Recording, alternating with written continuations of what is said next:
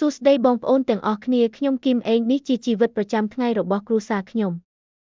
ជីវិតប្រចាំថ្ងៃរបស់គ្រួសារមួយប្តីប្រពន្ធនិងកូនអាចមានភាពខុសគ្នាទៅតាមស្ថានភាពនិងរបៀបរស់នៅរបស់គ្រួសារនីមួយទោះយ៉ាងណាទូទៅនៃជីវិតប្រចាំថ្ងៃរបស់គ្រួសារមួយព្រឹកព្រលឹមភាគច្រើនគ្រួសារក្រោកពីព្រលឹមដើម្បីរៀបចំខ្លួននិងធ្វើអាហារព្រឹកប្តីប្រពន្ធបើកឡានឬជិះម៉ូតូយកកូនទៅសាលាឬចេញទៅធ្វើការពេលថ្ងៃប្តីប្រពន្ធធ្វើការនៅកន្លែងធ្វើការរីឯកូនរៀននៅសាលាបើមានពេលគ្រួសារអាចជួបគ្នាញ៉ាំអាហារថ្ងៃត្រង់ឬមួយចំនួនញ៉ាំនៅកន្លែងធ្វើការសាលាសៀលបន្តការងារឬមេរៀននៅសាលាបើកូនតូចប្រពន្ធអាចនៅផ្ទះថែកូនឬយកទៅសាលា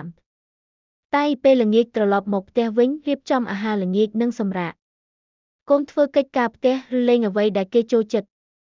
បើមានពេលគ្រួសារអាចមើលទូរទស្សន៍ឬនិយាយគ្នាពីបញ្ហាផ្សេងប្តីប្រពន្ធអាចរៀបចំការងារសម្រាប់ថ្ងៃស្អែកពេលយប់រៀបចំគ្នាទៅគេងដើម្បីត្រៀមខ្លួនសម្រាប់បានគ្រប់គ្រាន់សម្រាប់ថ្ងៃស្អែកចុងសប្តាហ៍គ្រួសារអាចធ្វើដំណើរកម្សាន្តទៅលេងញាតិមិត្តឬសម្រាកនៅផ្ទះពិធីបុណ្យនិងថ្ងៃឈប់សម្រាកជាឱកាសដ៏ល្អដើម្បីចំណាយពេលជាមួយគ្រួសារនិងធ្វើសកម្មភាពរួមគ្នា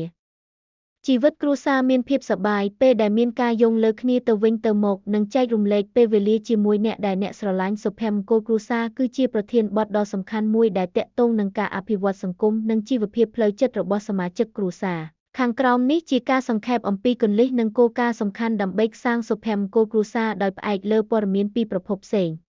1. ការយល់ចិត្តនិងសេចក្តីស្រឡាញ់សុភមង្គលគ្រួសារមិនអាស្រ័យលើទ្រព្យសម្បត្តិគឺអាស្រ័យលើការរស់នៅជាមួយគ្នាដោយសេចក្តីស្រឡាញ់ជំនឿនិងអំណរសប្បាយនៅក្នុងចិត្តសមាជិកគ្រួសារត្រូវចែករំលែកអារម្មណ៍យល់ពីតម្រូវការនិងអារម្មណ៍របស់គ្នាទៅវិញទៅមកព្រមទាំងឧស្សាហ៍សួរសុខទុក្ខគ្នា 2. ការគោរពនិងស្មោះត្រង់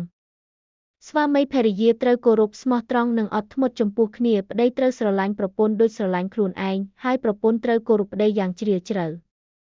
ឪពុកម្ដាយកូនឪពុកម្ដាយត្រូវថែទាំអប់រំកូនឲ្យដើរផ្លូវល្អចំណែកកូនត្រូវដឹងគុណនិងគោរពឪពុកម្ដាយ 3. ការចែករំលែកពេលវេលាការបរិច្ចាគពេលវេលាជាមួយគ្នាដូចជាការបរិភោគអាហារជាមួយគ្នាឬការពិភាក្សាអំពីបញ្ហាជីវិតអាចជួយឲ្យគ្រួសារមានសុវត្ថិភាពនិងកម្លាំងចិត្ត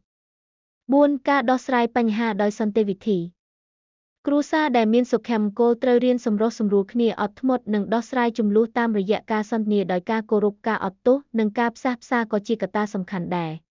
5. ការបង្កើតអារម្មណ៍សុវត្ថិភាពកូនត្រូវការអារម្មណ៍ថាមាតាបិតានឹងថែរក្សាពួកគេនៅពេលមានអាសន្នឬពេលពួកគេមានបញ្ហាការផ្ដល់ការគាំទ្រនិងការលើកទឹកចិត្តពីឪពុកម្ដាយធ្វើឲ្យកូនមានភាពរឹងមាំផ្លូវចិត្តសុភមង្គលគ្រួសារមិនមែនកើតឡើងដោយស្វ័យប្រវត្តិទេតែត្រូវការការខិតខំប្រឹងប្រែងពីសមាជិកទាំងអស់ដោយការអនុវត្តគោលការណ៍ខាងលើគ្រួសារអាចកសាងសុភមង្គលដែលជាស្គលនៃសន្តិសុខសង្គមប្តីប្រពន្ធដែលស្រឡាញ់និងផ្ដល់តម្លៃគ្នាទៅវិញទៅមកគឺជាមូលដ្ឋានគ្រួសារដ៏រឹងមាំមួយក្នុងទំនាក់ទំនងអាពាហ៍ពិពាហ៍ការគោរពយល់ពីអារម្មណ៍និងការចែករំលែកការលំបាករួមគ្នាគឺជាកត្តាសំខាន់ដើម្បីរក្សាសុភមង្គលតួនាទីសំខាន់នៃការផ្ដល់តម្លៃគ្នា 1. ការយល់ពីអារម្មណ៍គ្នា